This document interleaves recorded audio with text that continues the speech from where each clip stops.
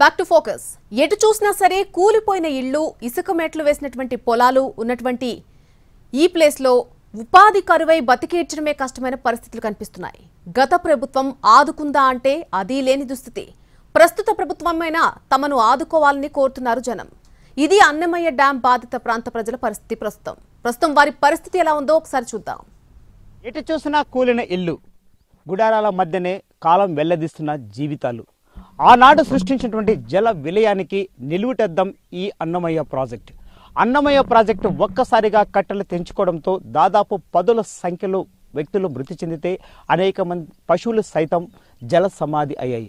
వందల ఇళ్ళన్నీ కూడా జల సమాధి కావడంతో ఇక్కడ ప్రజల జీవితాలు ఇప్పటికీ కూడా గుడారాలనే జీవితాలను వెళ్ళగాల్సిన పరిస్థితి. నిత్యం పాములు పురుగుల మధ్య భయం గుప్పెట్లో జీవనాలను వెల్లదీస్తున్న ప్రజల యొక్క స్థితి గతులను తెలుసుకునే ప్రయత్నం చేద్దాం. ఉండడానికి ఇల్లు లేదు, తినడానికి తిండి దొరకని పరిస్థితి. ఉపాధి కరువై ఊళ్లు పట్టుకుని తిరగాల్సిన దుస్థితి. గతంలో ఈ ప్రాంతంలో 3 పంటలు పండేవి. దీంతో రైతులు, రైతు కూలీలు సహా చాలా కుటుంబాలు హాయిగా జీవించేవి. అయితే ఊహించని విధంగా ప్రళయంలా విరుచుకుపడిన డ్యాం నీళ్లు వారి జీవితాల్ని కకావికలం చేసేశాయి. అర్ధగంటలో గ్రామంపై విరుచుకుపడి నామరూపాలు లేకుండా చేశాయి. ఇంకేముంది, ఈ వరదల్లో చాలా ఇళ్లు నేలమట్టం కాగా 10ల సంఖ్యలో జనం ప్రాణాలు కోల్పోయారు. మా కట్టాలు ఏమీ తీరలా సార్. తీరకనే కదా ఈ గుడిసెలు అట్లా పడతాం. అది సన్న బిడ్డలు వేసుకొని ఆ బిడ్డకు బాగలేక హాస్పిటల్కి ఎత్తుకోమైంది కోడలు. మేము ఏమి చేయాలి? మేము వానాకాయలు వచ్చే అసలు నిద్రలే యాడికి పోవాలని ఆ బిడ్డలు వేసుకొని మంచి నిద్ర టైంలో వచ్చా గాలి వాన యాడికి పోవాలి మేము. దానికోసమే అకసాట్ల పడి సత్తానే సార్ మేము. ఈ డామ్ తెగిపోయిన వల్ల పశువులు కానీ చాలా అన్నీ కొట్టుకోమన్నాయి. దానివల్ల పంటలు కూడా చాలా కొట్టుకోమన్నాయి. సంవత్సరానికి 3 పంటలు పండేది అట్లాంటిది ఇప్పుడు అన్నీ కొట్టుకొని పోయి ఇసుకు కూడా చేలిపోయినా ఉంది. ఇప్పుడు ఆధారం ఏదైనా పని చేసుకోవాలన్నా కూడా మాకు పని కూడా లేదు. ఎందుకంటే ఈ గోవులు చాలా ఉన్నాయి, లక్షలు కొట్టుకోమన్నాయి. ఇప్పటికి మాకు ఏ నాయకుడు వస్తాడు చూస్తాడు పోతా ఉన్నారు. కానీ ఈ ప్రభుత్వంలో మాకు ఏదైనా న్యాయం జరుగుతుందని మేము ఆశిస్తున్నాము. ఇల్లులు అవుతానేమి, మూగజీవాలు అవుతానేమి, పొలాలు అవుతానేమి చాలా వరకు కోల్పోవాల్సి వచ్చింది. 39 మంది చనిపోవాల్సి వచ్చింది. అలాగే ఈ శివాలయంలోని పూజారి కుటుంబంలో కూడా 9 మంది చనిపోయినారు. కానీ గవర్నమెంట్ పరంగా మేము ఆశించినంత రీతిలో లబ్ధి చెందలేదు. కాబట్టి మాకు గవర్నమెంట్ ఇప్పుడు గత ప్రభుత్వంలో కంటే కూడా ఈ ప్రభుత్వంలోనే కానీ మాకు హౌసింగ్ నాటి జల విలయంలో 453 ఇళ్లు నేలమట్టం కాగా 600 ఇళ్లు పాక్షికంగా దెబ్బతిన్నాయి. ఇంట్లో సామాన్లు, పశువులు ఏమీ మిగలేదు. వరదల్లో కొందరు కొట్టుకుపోగా ప్రాణాలతో బయటపడ్డారు, కట్టుబట్టలతో మిగిలిపోయారు. వారందరికీ ఇళ్లు కట్టిస్తామని గతంలో ప్రభుత్వం హామీ ఇచ్చింది. ఇళ్ల నిర్మాణం కోసం మొత్తం 30.12 ఎకరాలు సేకరించి 5 చోట్ల లేఅవుట్లు వేశారు. పులపుత్తూరులో 3 లేఅవుట్లు వేశారు. తొగూరుపేట, మందపల్లిలో లేఅవుట్లు, 409 మందికి స్థలాలు కూడా కేటాయించారు.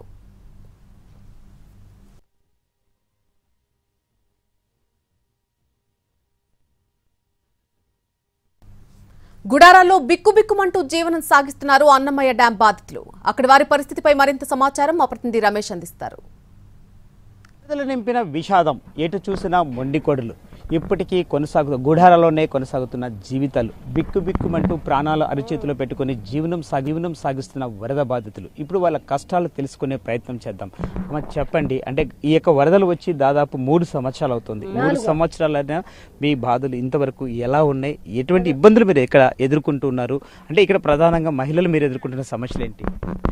అదే సార్, మాకు ఎల్లవలు వచ్చి కొంపల పాయా, ఉండను నీడ లేకపోయా, ఏది లేకపోయా, ఎలాగని మేము బతకాలి సార్? మమ్మల్ని గెలిచిండి ఉండేదానికి స్థలం లేకపోయా, తినేదానికి ఏది లేకపోయా. నన్ను గెలిచిండమ్మా, నేను మీకు అందరికి సాయం చేస్తానంటే ఏమి సాయం చేసినావు సార్? మాకు 18,000 డబ్బులు లేదంటివి, గ్యాసులు ఇచ్చానంటివి అవి లేవంటివి, పిల్లలకు అమ్మబడి లేదంటివి, పిల్లలకు బొక్కులు బ్యాగులు ఇచ్చానంటివి అవి లేదంటివి. ఎలాగని బతుకుతారు సార్? ఏమన్నా పనులు ఉన్నాయా పొలాల్లో? అన్ని చెట్లు, సర్కారు చెట్లు మొలిచినాయి. చూడా ఎట మొలిచినాయి చెట్లు. అదే ఎలాగని బతకాలి సార్? మాకు ఏదన్నా 18,000 డబ్బులు వేసి మాకు ఇండ్లు వాకిలు కట్టించి ఆ కొత్త ఇండ్లలో కట్టించినారన్నారు. ఆ సారి ఆయన దిగిపోయా పాపమా. నువ్వన్నా సాయం చేసే కదా సార్? మాకా ఎలాగని బతకాలి మేము? సో వరదల వల్ల ఎంతవరకు ఇక్కడ పాడి పశువులు నష్టం జరిగింది? చాలా వినాయి. ఆవులు, ఎనువులు, జీవాలు, మేకలు, గొర్రెలు అన్ని దండిగా వినాయి. పనాటికేమో ఏం చేయాలా? ఈ పొలాలు రైతులకి మేము కౌరుకు చేస్తాం, కానీ వాళ్ళు తయారు చేయాల. మాకు పనులు లేవు, ఏం లేకపోరా మన ఎక్కడన్నా అట్ట దిగమల్లి పోవాలా. ఈడకు వచ్చినాక ఈడ ఏది పనులు లేకపోయా. ఏదన్నా సాయం చేస్తారులే గవర్నమెంట్ పై నుంచి అనుకుంటే వాళ్ళు ఇంకా ఏమి చెప్పలా. దానికి ఇంకెట చేస్తారో మన వాళ్ళే. మనం ఇప్పటికీ చూస్తున్నాం చాలా వరకు మీరు ఇంకా గుడారాల్లోనే ఉంటున్నారు. అంటే ఇంకా మీకు ప్రభుత్వం ఇల్లు కట్టించలేదా? ఇచ్చినటువంటి ఇళ్లలో మీరు సొంతంగా నిర్మించుకునే కార్యక్రమం ఏమి చేపట్టడం లేదా? మేము కట్టుకున్నాం. సో మనం చూస్తున్నామమ్మా, ఇప్పటి వరకు ఎంతమందికి ఇంకా ఇల్లులు కట్టుకోలేదు? ఎవరు సార్ చాలా మంది ఉన్నాయి ఇండ్లు. అసలే నేను ఉరివే కట్లా, చిలాపులు ఇవ్వలు కట్టేసిన సార్. అట్టే ఉన్నది అడుగు. నాకు వల్ల లేదు, కట్టుకోలేకుండా కళ్ళు లోపడ పని చేసుకోలేను, కాళ్ళు నొప్పులు ఏదిలే. ఆ మహానుభావుడు ఏదో అంతా ఆయన తెచ్చంటే సంవత్సరానికి ఎంత తింటా ఇచ్చిన అది గడకాలే. ఏ లాగన బతకాలి సార్? కొంప లేకుండా ఏదో ఊళ్ళో కొంపలా ఉన్నా అడుగు అందరినీ గడక మాదిగిండర్లా. నాకు ఇండ్లు లేక ఊళ్ళో ఇండర్లా ఉన్నా నేను. ఇప్పటికన్నా ఇండ్లు అన్నారు ఇది చేపించినాడు అసా ఆయన. ఎందుకు ఎక్కినేనన్నాడు, ఎక్కి మాకు మాలమ్మది వాళ్ళకి ఏం సాయం చేసినాడు? పేదపిక్కకు కొంపలు లేకపోయా, ఇండ్లు వాకిలు లేకపోయా, భూములు లేకపోయా, అక్కజీలకు అది ఇది వేస్తాను అది లేకపోయా. పింఛన్ ఒకటి ఇచ్చాడు, ఆ పింఛన్తో ఎన్ని రోజులు బతకాలి సార్ మేము చెప్పా? కొంపలన్నా ఉంటే కదా, మాకు గుడిసెలన్నా ఉంటే కదా మేము బతికేదానికి. అది లేకపోయా, ఎలాగని బతకాలా? ఏడాదికి 3 పంటలు, పచ్చని పంట పొలాలతో తొలతూగే ఆ గ్రామం ఇప్పుడు ఎడారిని తలపిస్తోంది. ఎటు చూసినా ఇసుక మేటలు, సాగుకు పనికిరాని భూములతో ఇసుకను తొలగించేదానికి ప్రభుత్వ నియమాలు ఆటంకాలుగా మారడంతో ఏం చేయాలో పాలుపోక దుర్భర జీవితాలను అనుభవిస్తున్నారు అక్కడి ప్రజలు. దాదాపు 271 మందికి చెందిన 127.09 హెక్టార్ల భూముల్లో ఇసుక మేటలు వేశాయి. హెక్టారుకు 12,500 చొప్పున కొందరికి ఇప్పటికే ఇవ్వడం జరిగింది.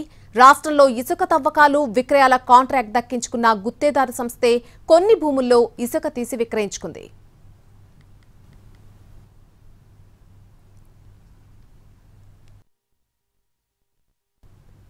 తమకు ఎవరూ ఏ సాయం చేయడం లేదని అంటున్నారు బాధితులు. అంతేకాదు ప్రస్తుతం అమ్మఒడి దగ్గర నుంచి ఏ పథకాలు అందడం లేదని వాపోతున్నారు. ఇచ్చే పెన్షన్తో ఎలా జీవితం సాగించాలంటున్నారు బాధితులు. దీనికి సంబంధించి మరింత సమాచారం మా ప్రతినిధి రమేష్ అందిస్తారు. ప్రమాదానికి నిలువుటద్దం పులపత్తూరు.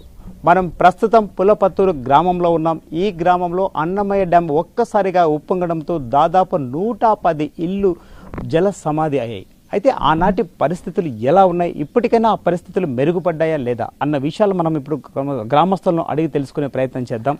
అన్న చెప్పండి, అంటే ప్రధానంగా ఆ రోజు మనం చూసాం అన్నమయ్య డ్యామ్. సో ఎన్ని గంటలకు ఈ ప్రమాదం జరిగింది? అప్పుడు మీరు ఎక్కడున్నారు? 6:10కి వచ్చేసినాయి. 6:10కి వచ్చేసినాయి. ఇండ్లలోంచి మేము నిద్రగడ్డ లేదు, ఇంకా పనుకొన్నాడు. కొంతమంది తిరుగుతూ ఉన్నారు అనమాట. ఆ వాళ్ళ రోడ్లోకి, ఆ పైన కింద రోడ్లకి తిరుగుతూ ఉన్నాము. కానీ ఒకటే పారి వచ్చేసింది అతట్టుగా. వచ్చిన తర్వాత మేము ఇంకా కొద్దిగా ఇదివరకు ముందు ఒక పారి వచ్చినప్పుడు ఇంతే నీళ్ళు అనుకుంటున్నాము. ఉండగా ఎక్కువ అయిపోయినాయి, తట్టుకోలేక ఎన్నే ఉన్నాము. ఎన్నే ఉన్న తర్వాత చూసినాము, మాకు సాధ్యం కాలేదు. ఉన్న తర్వాత ఈ నుంచి ఆ గోడలన్నీ పడదోసుకుంటా ముసలోళ్ళు పిల్లకాయలు ఎగుసుకుంటూ పోయేటప్పటికి ఆడికి పోయేటప్పటికి అర్ధం ఊర్లోకి పోయేటప్పటికి మాకు సాధ్యం కాలేదు. వదిలేసి పక్క ఇండ్లు ఎక్కేసినాము. పైకి ఉన్న మిద్దులు ఆడ ఉన్నాము. 30 నిమిషాల కల్లా తగ్గిపోయినాయి నీళ్లు. 30 నిమిషాలకు చూసుకునేటప్పటికి గొడ్డు గోద కానీ మనుషులు కానీ మేము అనుకునేవాళ్ళు ఇవిడే కానీ లేకుండానే 3 చనిపోయి వరదలో పోయినారు. పోయిన తర్వాత మళ్ళీ చూసుకుంటే ఏమి లేవు. ఈ వేరే మాకు దాతలు చేసిన వాళ్ళు ఎవరు లేరు. గవర్నమెంటే మాకేం సాయం చేయలేదు. దాతలు మాత్రం మాకు సాయం చేసినారు. వాళ్ళు లేకుంటే కట్టు బట్టలతో మేము ఉండబడినాము. వాళ్ళు లేకుంటే మేము లేవు. ఈ వీటికి వాళ్ళే బాబు మాకు సాయం చేసింది. సో మనం తీసుకున్నట్లయితే ప్రధానంగా ఇక్కడ మీరు పశు సంపద అంటే అట్లా ఆవులు కావచ్చు, గేదెలు కావచ్చు, మేకలు కావచ్చు, సో వాటిపైన జీవనం చేస్తూ ఉన్నారు. ఆ రోజు అవన్నీ మీకు దక్కాయా లేదా జల సమాధి అయ్యాయి? ఎట్లా పోయినా ఎడ దక్కుతాయి. వరదలో మా వాటితో పాటు మేము పోయినాయని చెప్పి చూసుకుంటే దొడ్లో ఉన్నాయి, కట్టేసి ఉన్నాము. ప్రమోదంగా వచ్చేసింది కదా. వచ్చిన తర్వాత వెళ్ళిపోయినాయి. మళ్ళీ చూసుకుంటే ఏమన్నా ఏం లేవు. ఇండ్లు పోయినాయి, గొడ్లు పోయినాయి. మనుషులు చూసుకుందాం అనుకుంటే మనుషులు పోయినారు. రాలేక ముచ్చిలోళ్ళు ఈ పిల్లకాయలు ఎక్కల పైన మిద్ది మీద ఎక్కినాము. ఆ మిగితే దాని మీద 10 అడుగులు పోయినాయి నీళ్లు. ఒడ్లు ఉన్నాయి, 30 మూటలు ఒడ్లు పైన అనుభవించినాము. ఆ 30 మూటలు ఒడ్లు పోయినాయి. 30,000 మంది సంపాదన 30 నిమిషాల్లో ఎత్తుకొని పోయింది. దానికి మేమేం చేసాము, మేము ఏం చేయలేకున్నాము. గవర్నమెంట్ వస్తున్నారు, రాసుకుంటారు, పోతున్నారే కానీ మాకు ఎవరు సాయం చేసినట్టు ఎవరు లేరు. ఆ దాతలు తప్పక మాకు సాయం చేసింది గవర్నమెంట్. మాకేమీ ఇలా అదే 95,000 చెక్ ఇచ్చారు. అది తప్పక గొడ్డు కోతకేమి ఇచ్చారు, ఉండేళ్ళకి అంత ఇచ్చినారు, అంత తప్పక మాకేం లేదు ఇలా. సో మనతో మాట్లాడడానికి మరొక బాధ్యతరాలు ఉంది. అంటే ప్రధానంగా మనం తీసుకున్నట్టయితే ఆ రోజు వరదల్లో తన భర్తను కోల్పోయిన ఓ మహిళతో మనం మాట్లాడే ప్రయత్నం చేద్దాం. అమ్మ చెప్పండి, ఆ రోజు వరద వచ్చిన రోజు మీ భర్త కావచ్చు, మీరు కావచ్చు, ఎక్కడున్నారు? సో ఆ వరదలో ఆయన కాపాడుకోలేకపోయారా? నేను లేను సార్, ఊరికాడ ఉన్నా. మా కొడుకు కోడలు వాళ్ళ చడుగులు ఎవరో చనిపోయింటే గుడ్డెత్తుకొని పోయినారు. ఆయన ఒక్కడే ఇక్కడ ఉన్నాడు. ఆవులు ఇప్పుకుంటా తోలుకుంటా రావులేని మిద్దెక్కినాడు. మిద్దెక్కితే నీళ్ళు వచ్చి అకస్మాత్తుగా వచ్చి పడడము, అన్నీ పోవడము కొట్టుకొని, అన్ని బంగారు బీరువాలు అన్నీ మొత్తం ఏం లేవు. ఖాళీగా మళ్ళా దోళ్ళు ఇల్లు ఇచ్చినట్టు అంత ఇంట్లో పెట్టుకున్నాం. ఇప్పుడు అంతే, ఇంకేం లేదు, మాది కంప్లీట్గా పోయింది. సో ఈ వరదలు పూర్తిగా మీకు తీవ్ర నష్టాన్ని కలిగించాయి మనం అనుకోవచ్చా? అనుకోవచ్చు సార్, తీవ్ర నష్టాన్నే కలిగించినారు. ఈ పక్క ఏం లేకుండా పోయింది. పెద్ద ఆ ఇల్లు అయితే కొత్త మిద్ది కట్టుకో అన్నాడు, అంత సుగానికి పోయింది అన్నారు. ఏం లేదు మాకు. మొత్తం ఈ ఊర్లో ఎన్ని ఇండ్లు కొట్టుకుపోయాయి? ఎంతమంది నీళ్ళలో కొట్టుకుపోయారు? ఎంతమంది? 3 పోయినారు అర్జున్ వాళ్ళు. ఈ పక్క ఇండ్లన్నీ మొత్తం పోయినాయి. ఎన్ని ఇండ్లు అయినా ఎంచుకునే దానికి నాకు రాదు. ఇన్ని ఇండ్లు అన్నీ మొత్తం దాకా ఉన్నాయి. ఇన్నింటి ఇట్లా అన్నీ పోయినాయి. ఖాళీగా నిలబడి ఉన్నాం సార్. సో ప్రభుత్వం మీకు ఏదైనా ఇల్లు ఇవ్వడం కానీ, లేక ఆర్థిక సహాయం కానీ, లేక మీ భర్త చనిపోయాడు కాబట్టి ఏమైనా ఆర్థిక సహాయం కానీ చేశారా? ఆర్థిక సహాయం చేసినారో నాకేం తెలదు. పిల్లలు ఏం తీసుకున్నారో ఏం తెలదు నాకు. అన్నమయ్య ప్రాజెక్టు నిర్మాణం 1981లో ప్రారంభమైంది. 2001లో దీన్ని ప్రారంభించారు. దాదాపు 60 కోట్ల ఖర్చుతో ఈ ప్రాజెక్టు నిర్మాణం చేపట్టారు. అన్నమయ్య ప్రాజెక్టు ద్వారా 22,500 ఎకరాలకు సాగునీరు, రాజంపేట, పుల్లాలపేటలకు తాగునీరు అందించాలన్న లక్ష్యంతో ఈ ప్రాజెక్టును చేపట్టారు. అన్నమయ్య ప్రాజెక్టు సామర్థ్యం 2.38 టీఎంసీలు. పించ, మాండవ్య, బహుదా నదుల సంగమం తర్వాత అన్నమయ్య డ్యాం ఉంటుంది. ఎటు చూసినా కూలిన ఇల్లు, మొండి గోడలే దర్శనమిస్తున్నాయి. ఇప్పటికీ గుడారాలనే జీవనం సాగిస్తున్న వరద బాధితులు. వరదలు వచ్చి 4 సంవత్సరాలు అవుతున్నా ఇప్పటికీ వాళ్ళ తలరాత మాత్రం మారడం లేదు. ప్రభుత్వం అరాకొర ఇల్లు కేటాయించినప్పటికీ కూడా వాటి నిర్మాణం కూడా ఇంకా పూర్తి కాకపోవడంతో ఇప్పటికీ కూడా వరద బాధితులందరూ కూడా మొండి గుడిసెల్లోనే, మొండి గోడల మధ్య జీవనాన్ని సాగిస్తున్నారు. అయితే నిత్యం విష పురుగుల మధ్య జీవనం సాగిస్తూ కాస్తంత వర్షం వస్తే చాలు తీవ్ర ఇబ్బందులు ఎదుర్కొంటున్నామంటున్నారు ఇక్కడ వరద బాధితులు.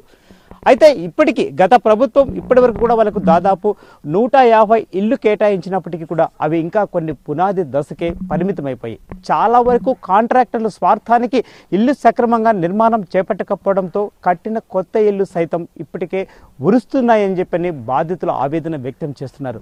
నిన్న మొన్నటి వరకు పచ్చటి పంట పొలాలుగా తలపిస్తున్నటువంటి పంట భూములన్నీ కూడా ఇసుక మేటలుగా మారిపోవడంతో అటు వ్యవసాయ పనులు లేక, ఇటు కూలి పనులు లేక, ఉండడానికి ఇల్లు కూడా లేకపోవడంతో దుర్భర జీవితాలు అనుభవిస్తామని ఇక్కడ బాధితులు ఆవేదన వ్యక్తం చేస్తున్నారు. కెమెరామెన్ చాందుతో రమేష్, ఎన్టీవీ, అన్నమయ్య జిల్లా నుంచి.